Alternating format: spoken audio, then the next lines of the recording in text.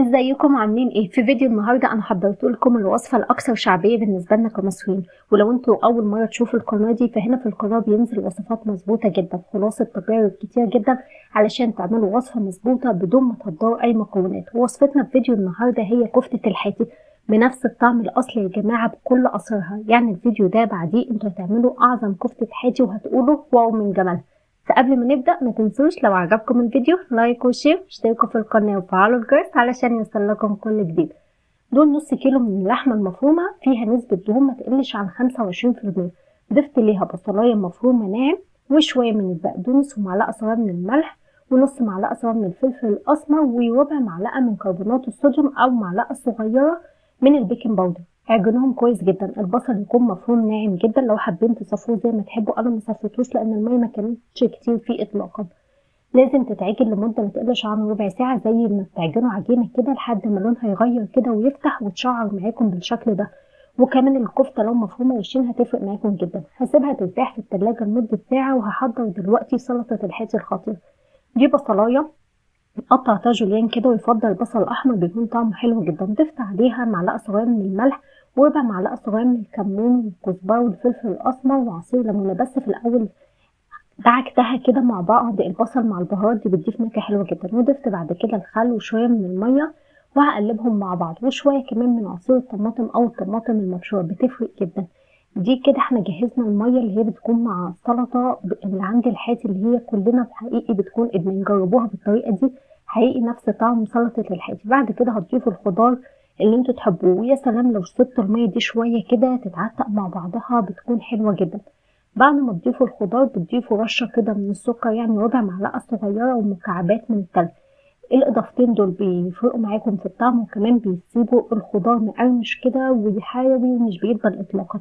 دي عجينة الكفتة بعد ما سيبناها في التلاجة ترتاح ساعة اتشمعت كويس جدا. هكلمكم دلوقتي عن اسرار الكفتة. الكفتة يا جماعة نسبة الدهون مهمة جدا فيها، وسلام لو عندكم ليه هتفرق في الطعم. فكرة ان انتوا تعجنوها كويس جدا، ولو واخدة وشين فرم ده هيفرق معاكم، وحقيقة هتاخدوا نفس نتيجة المطاعم بالظبط. الكفتة لازم ترتاح علشان تتسيح معاكم بالطريقة اللي انتوا شايفينها دي وما تقعش معاكم. ناس كتير بتفك منها من الاسياخ وبتقع لان هي بتكون ما عجنتهاش كويس وكمان ما ريحتهاش. بسيحها بكل سهولة على المسن، او لو عندكم الاسياخ اعواد شيش زي ما تحبوا.